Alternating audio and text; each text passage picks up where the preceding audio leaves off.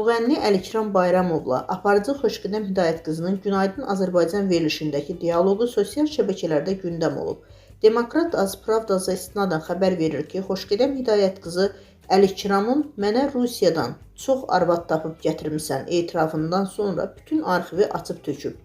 Xoşgədəm Hidayət qızının "Uşaqların gəlmişdi, mənə yalvarırdın ki, efirə çıxarma.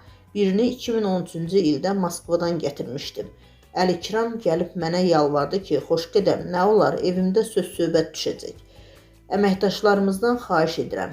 Səni axtarıramın 15 illiyində Moskvadakı Yuliyanı gətirin."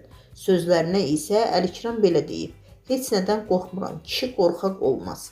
Xoşgədəm tapmamış uşaqları gətirim, çünki o dərinə gedəcək." Efirdə qonaq olan Əlikram Bayramovun oğlu isə onların söhbətinə "Mən narahat deyiləm, hər şeyi adıma keçirmişəm, atamın adına bircə maşın qalıb. Maşını nə edim? Şükür Allaha maşınım da var" reaksiyasını verib.